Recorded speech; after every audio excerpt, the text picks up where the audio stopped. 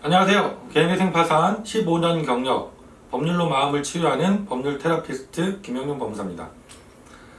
제가 개인 파산 관련해서 상담을 진행하다 보면 가끔 문의를 주시는 부분입니다. 신용카드를 계속 써오셨던 분들의 경우에 그렇죠. 아직 연체는 되기 전이어서 카드 사용이 아직 가능하세요. 그래서 이렇게 물어보시는 경우들이 있습니다. 법무사님, 제가 파산 신청을 지금 준비하고 있는데 신용카드를 사용해도 될까요? 어느 범위까지 사용해도 될까요? 이렇게 질문을 주시는 경우들이 있어요.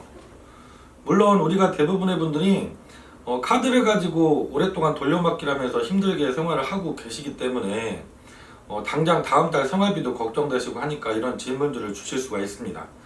그래서 오늘은 제가 이 신용카드 파산 신청 직전에 사용하는 것이 어떻게 문제가 될 수 있는지 이 부분을 해당 조문이 있거든요. 그리고 해당 판례들이 있습니다. 이걸 소개하면서 설명을 드려보도록 하겠습니다.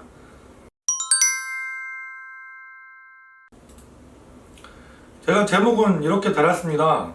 끝까지 시청을 해주셔야 되는데요. 제목은 파산 신청 직전 신용카드 사용 면책 불허가 될 수 있다, 이렇게 달았습니다. 이게 우리 파산법에는 여러 가지 면책 불허가 사유들이 규정이 되어 있어요. 사기 파산죄로 처벌을 받은 경우, 아니면 과태 파산죄에 해당되는 경우, 그리고 설명 의무를 위반한 경우 여러 가지가 있는데 그 중에 하나로 규정되어 있는 조항이 있습니다. 조문을 보면 채무자 회생 및 파산에 관한 법률 제564조 면책 허가 조항이죠. 여기에 제1항 2호의 규정이 있습니다.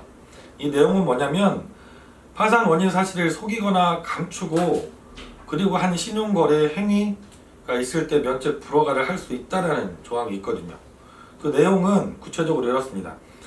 채무자가 파산 선고 전 1년 이내, 최근이죠. 최근에 이렇게 1년이라고 규정을 하고 있고, 파산의 원인 사실이 있음에도 불구하고 그 사실이 없는 것으로 믿게 하기 위해서 그 사실을 속이거나 감추고 신용거래로 재산을 취득한 사실이 있는 때, 이렇게 규정을 하고 있어요. 이 조문에 해당되는 대표적인 것이 신용카드 사용을 하는 겁니다.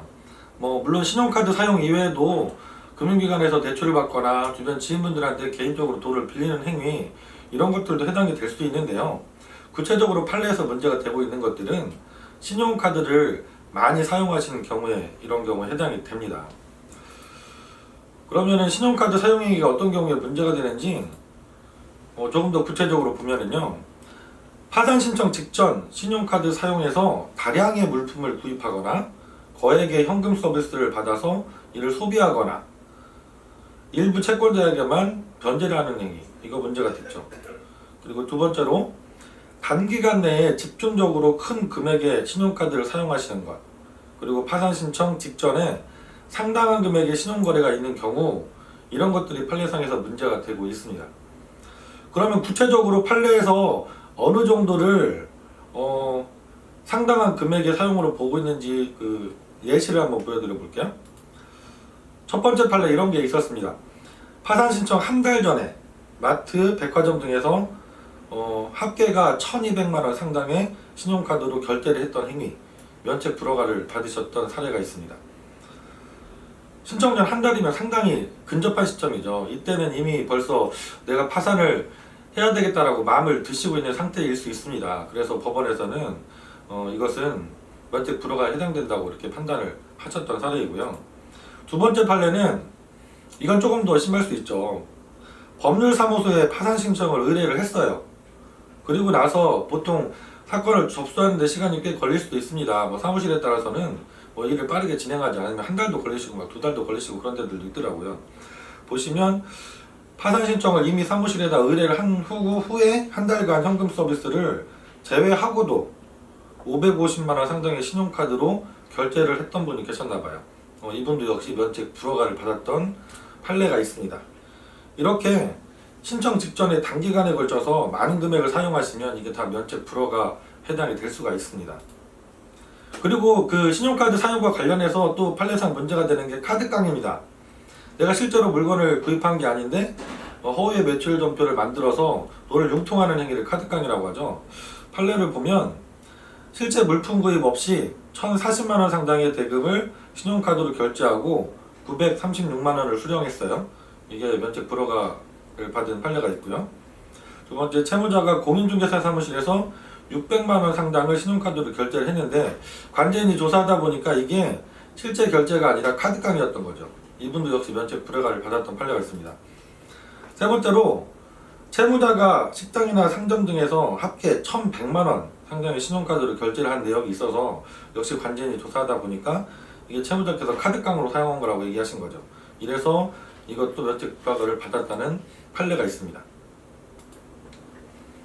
오늘은 제가 가끔 물어보시는 거예요. 파산 상담을 하시는 분들 중에서 신용카드를 더 써도 되느냐 이렇게 물어보시는 분들이 계시거든요.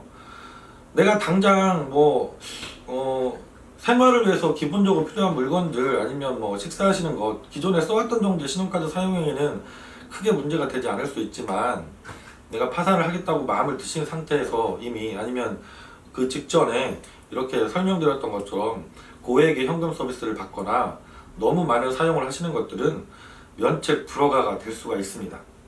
우리가 파산 면책을 통상 상담 주실 때 금액이 작으면 몇 천만 원, 많은 분들은 몇십억까지도 되시거든요. 그런데 이렇게 신청 직전에 카드 사용 몇백만 원 때문에 전체 사건이 면책 불허가를 받는다면 너무나도 본인한테도 큰 손실이 되세요. 그러니까 가능하시면 신용카드는 사용하시는 것을 하지 않으시는 게 좋고요. 구체적인 것들은 본인의 사정에 따라서 전문가한테 상의를 받아보시고 준비를 하시면 좋을 것 같습니다. 다음 시간에도 좀 더 자세한 실제 사례를 가지고 찾아뵙도록 하겠습니다. 김영룡 법무사였습니다. 감사합니다.